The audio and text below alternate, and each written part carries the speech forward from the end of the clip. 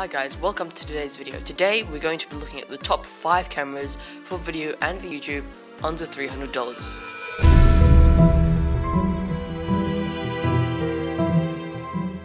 All the links for all the products we mentioned in this video are in the description, and also check out the second and third parts which will come out soon for cameras under $500 and $1,000 for video or YouTube. Links will be again in the description. So the first one is the Canon Vixia HF R700. It costs $300 on Amazon, and by the way, all the prices are for new cameras. And the highlight is it's a camcorder. It records at 1080p video at 60 frames per second. It has 57 times advanced zoom, 32 times actual optical zoom, but Canon does this thing where it zooms in 57 times and it looks pretty decent, but it's not exactly perfect optical quality. It has pretty good image stabilization, which is in the lens.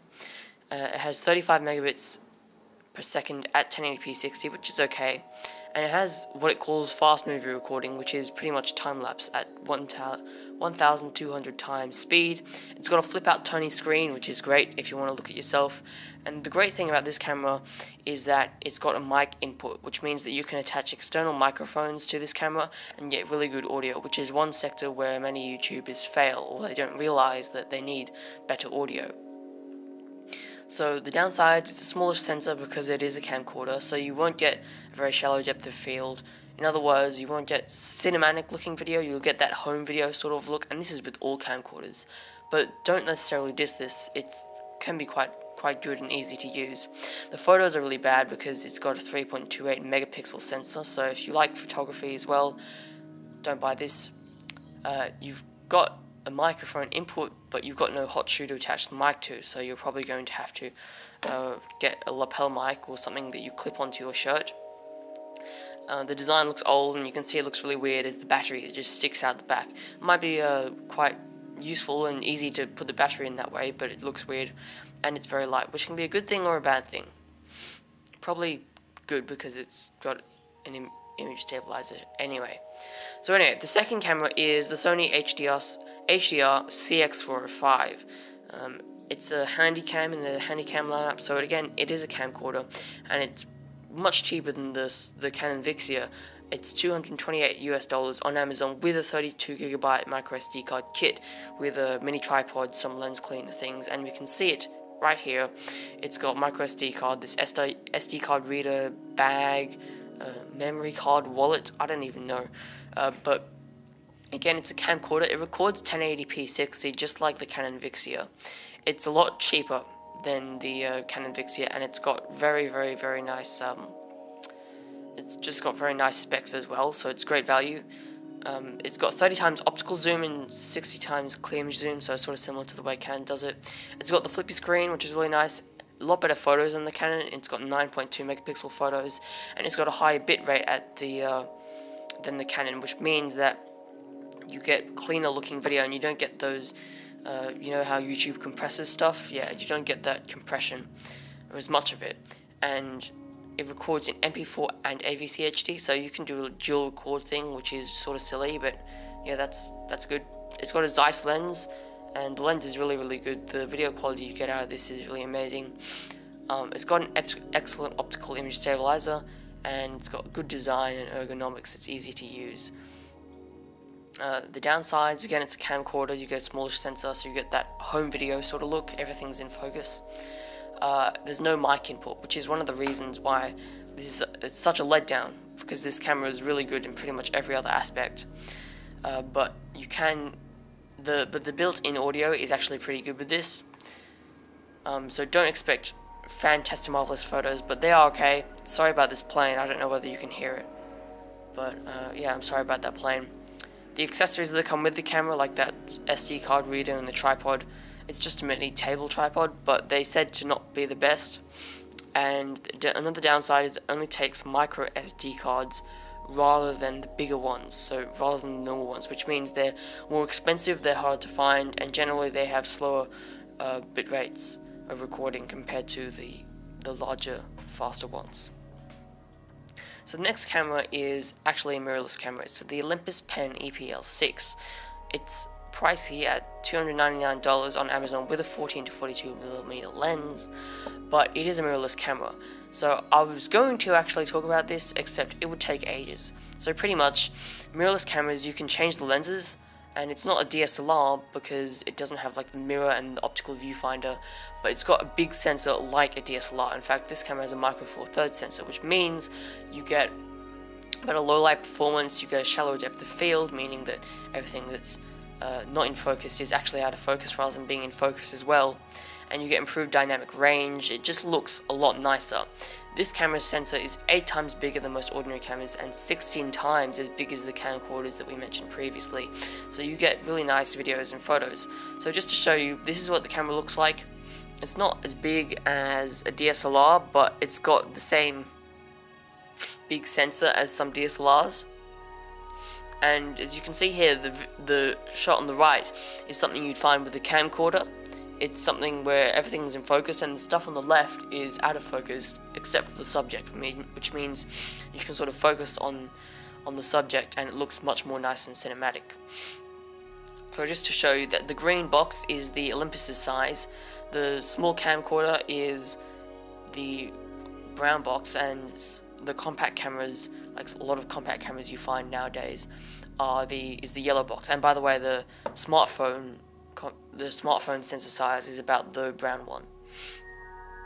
So the highlights, it's a mirrorless camera, you can change the lenses, it's got a really big sensor, it records 1080p at 60i, which is interlaced, but you can sort of turn it back into 30p, which is pretty much 1080p at 30 frames per second. It has beautiful photos because it is primarily a photo camera.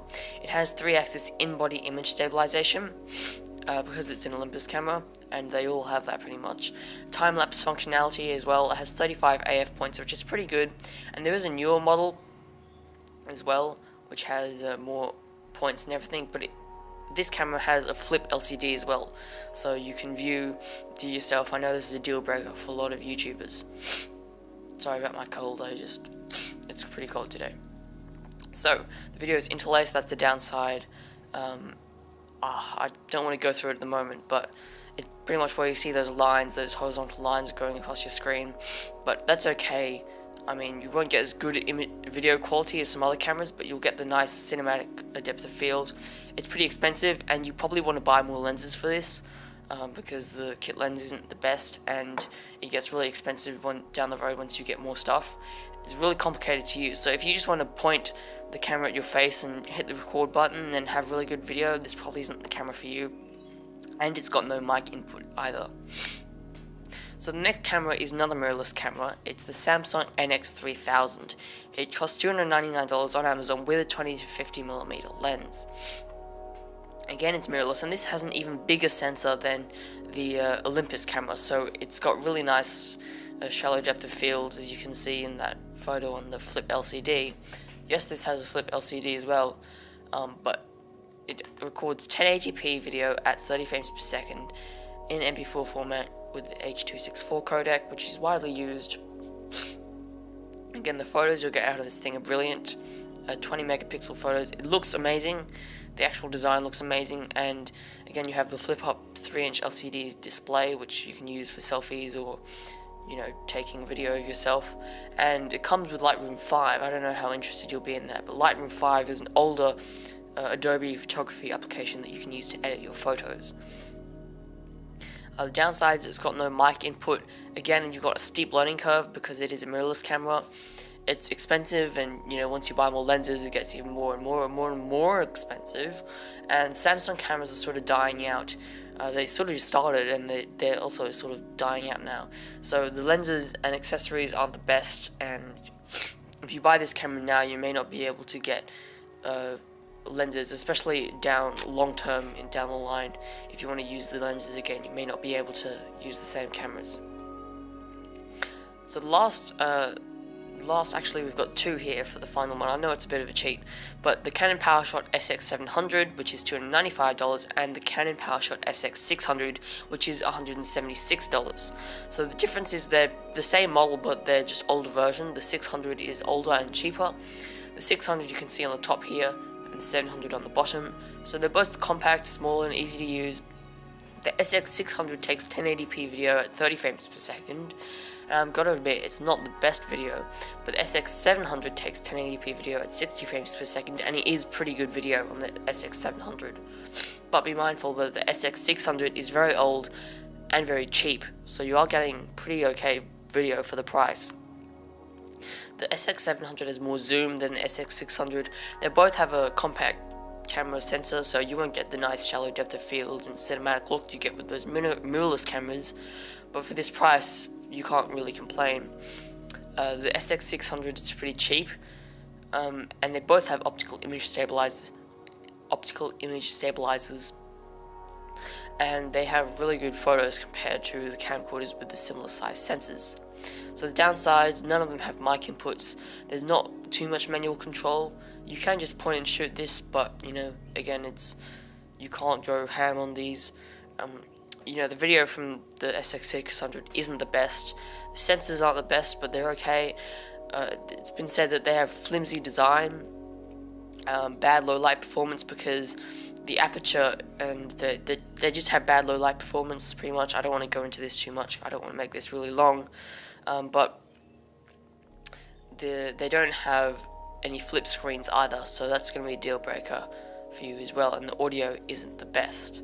So pretty much to sum up, if you're a vlogger, you should get these cameras because they're small, they're light, and you may also want to think about getting one of the camcorders because they have better audio and they're pretty light too.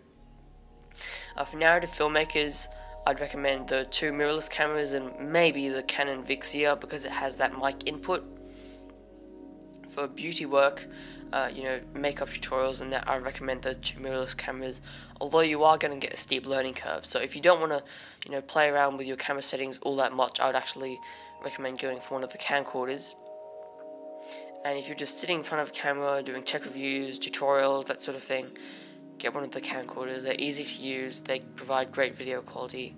And if you're doing live videos, like prank videos, something where you need to be shooting live, the camcorders are also the best options. So before we finish, make sure you know that the camera isn't everything. You need good audio quality too. I think I've stressed that quite a lot throughout this video, which means you need to get an external mic, such as lapel mic or a shotgun mic. Lapel mic is one of the things that news presenters use. They clip onto them, and the shotgun mic is something that sort of aims the audio so it only picks up stuff in front of it rather than behind it and around the sides.